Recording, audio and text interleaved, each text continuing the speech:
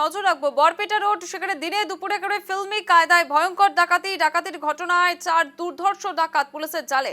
গোয়ালপাড়া থেকে শুক্রবার রাতে আটক করা হয়েছে ওই 4 ডাকাতকে। ধৃতরা হচ্ছে রোহিত কুমার, প্রিয়াংশু কুমার, মুকেশ দাস এবং তুষার বিশ্বাস। এই মুহূর্তে গুরুত্বপূর্ণ খবর, বরপেটা রোডে দিনে দুপুরে ফিল্মি কায়দায় ভয়ঙ্কর ডাকাতি। শুক্রবার দিনের আলোয় 5 জন সদস্যের একটি সশস্ত্র দল হাতে পিস্তল নিয়ে শোরুমে প্রবেশ করে।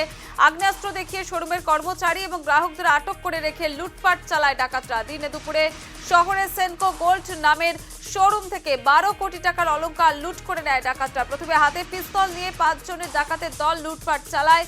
শোরুমের কর্মীদের হাত মুখ বেঁধে ঘটায় ডাকাতির ঘটনা। নিউজ লাইভ বাংলার হাতে এসে পড়েছে বরপেটা চাঞ্চল্যকর ডাকাতির সিসিটিভি ক্যামেরার ছবি। 5 জন ডাকাত সেনকো গোল্ডের শোরুমে প্রবেশ করে এবং বের হওয়ার ছবি বন্দী হয়েছে সিসিটিভির ক্যামেরায়। দিনে দুপুরে সেনকো গোল্ডের একেবারে শোরুম থেকে সেখানে 12 কোটি টাকার অলংকার লুটে নিল ডাকাতরা। দিনে দুপুরে ডাকাতি, 12 কোটি টাকার অলংকার, একেবারে 1-2 নয়, 12 কোটি টাকার অলংকার লুট করে নিয়ে গেল ডাকাতের দল। 5 জনের ডাকাতের দল দিনে দুপুরে হামলা চালিয়ে এভাবে নিয়ে গেল সিসি ক্যামেরা, হার্ড ডিস্ক উঠিয়ে নিয়ে যায়। এই ঘটনা নিয়ে এলাকা জুড়ে চাঞ্চল্য চলছে। গোয়ালপাড়া থেকে শুক্রবার রাতে আটক এই 4 ডাকাত, সেই একেবারে ভয়ঙ্কর ডাকাতের ঘটনা উঠে এসেছে। যেখানে গোয়ালপাড়া থেকে 4 ডাকাতকে ইতিমধ্যে কিন্তু গ্রেপ্তার করা হয়েছে। সেনকো গোল্ডের শোরুমে ঢুকে সেখানে কোটি কোটি টাকার অলংকার তুলে নিয়ে গেল ধৃতেরা। 4 ডাকাত ইতিমধ্যে গ্রেপ্তার করা হয়েছে। ঘটনায় চাঞ্চল্য ছড়িয়েছে গোটা এলাকা জুড়ে। বরপেটা রোডে দিনে দুপুরে ফিল্মি কায়দায় ভয়ঙ্কর ডাকাতি, একেবারে ঢুকে গিয়ে সেনকো গোল্ডের শোরুমের মধ্যে দেখতে পাচ্ছেন সেই ছবি। যে সমস্ত কিন্তু সেলিং গার্লরা থাকেন তাদের হাত বেঁধে দেওয়া হয়েছে, যারা রক্ষণাবেক্ষণের দায়িত্বে থাকে তাদের হাত বেঁধে দেওয়া হয়েছে। সেই সময়কার সিসিটিভি ফুটেজ আপনাদের সামনে তুলে ধরছি। দেখুন কিভাবে মুখ হাত বেঁধে দিয়ে সেখানে রীতিমতো লুটপাট চলছে, একেবারে সেই ছবি উঠে আসছে। হাত মুখ বেঁধে দিয়ে প্রকাশ্যে দিনে দুপুরে লুটপাট চললো সেনকো গোল্ডের এই শোরুমে। গোয়ালপাড়া থেকে শুক্রবার রাতে আটক 4 ডাকাত এবং বরপেটা রোডে দিনে দুপুরে ফিল্মি কায়দায় ভয়ঙ্কর ডাকাতি দেখা যাচ্ছে। ডাকাতির ঘটনায় 4 দুর্ধর্ষ ডাকাত পুলিশের জালে।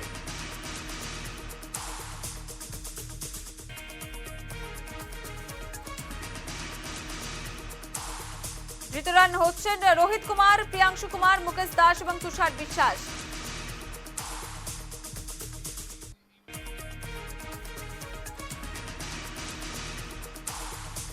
দেখতে পাচ্ছেন সেই ছবি, দিনে দুপুরে একবারে শোরুমের ভিতরে ঢুকে সেখানে ফিল্মি কায়দায় মুখ হাত বেঁধে দিয়ে লুটপাট চালালো প্রায় ঘন্টার পর ঘন্টা। কারণ যেখানে দেখা যাচ্ছে কোটি কোটি টাকার সেখানে অলংকার লুটপাট হয়েছে। বেশ খানিকটা সময় ধরেই এই ঘটনা ঘটেছে। সিসিটিভি ফুটেজ কিন্তু তেমনটাই বলছে।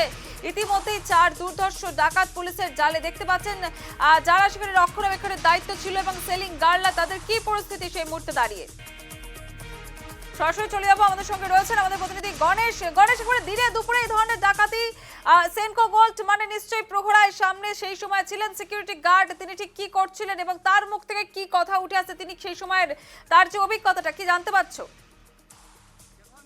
যে কালকে যে বরপেটা রোডে একটি স্বর্ণ শোরুমে যে ডাকাতি কাণ্ড ঘটনা সংঘটিত হয়েছিল, আর সেই ঘটনা কেন্দ্র করে গোয়ালপাড়া থেকে কালকে রাত্রে বরপেটা রোড পুলিশে কিন্তু 4 জন যুবককে সন্দেহবশত আটক করে গ্রেপ্তার করে নিয়েছে।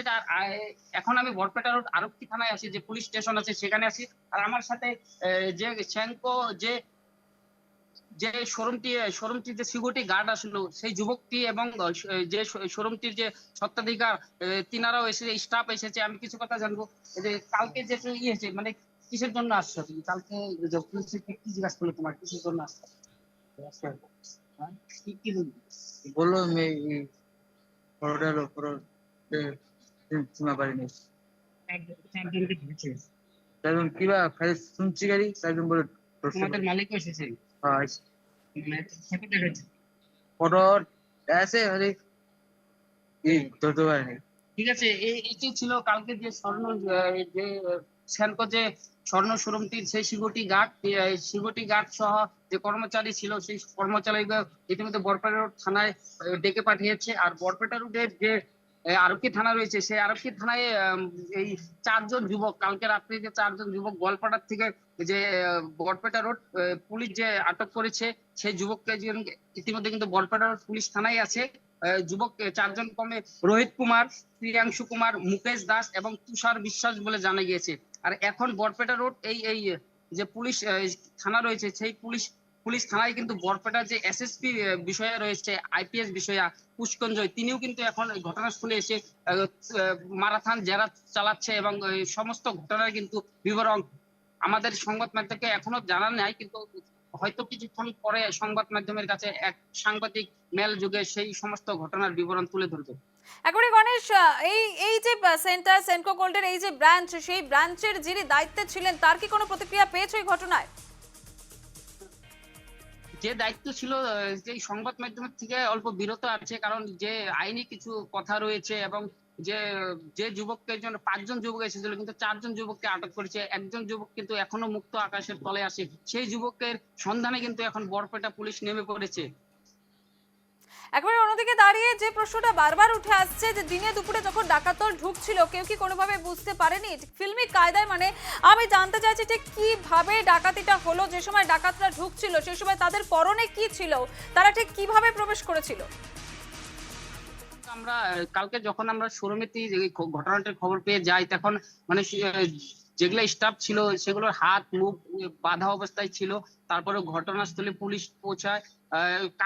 কাস্টমার সেজে গিয়েছিল, যে স্বর্ণের একটি মালা নিবে, সেই কাস্টমার সেজে গিয়ে কিন্তু এই লুটপাট চলায়, হাত বড়ি বেঁধে মারণাস্ত্র হাতে ছিল, পিস্তল দেখিয়ে সমস্ত কর্মচারীদেরকে হাত মুখ বেঁধে এই সমস্ত ঘটনাটি ঘটিয়েছে। আর এই সমস্ত ঘটনাটির তারপরেই কিন্তু বরপেটা রোডে এখানে একটা প্রশ্ন চিহ্ন গণেশ, যখন ঢুকছিল ডাকাতরা তারা যদি অন্য পোশাকেও থাকে, তাদের সঙ্গে যখন আর্মস ছিল বা শস্ত্র ছিল, সেই চেকিংটা যেটা হয় আর কি, সিকিউরিটি চেক, সেই সিকিউরিটি চেকের সময় কি কিছু ধরা পড়লো না?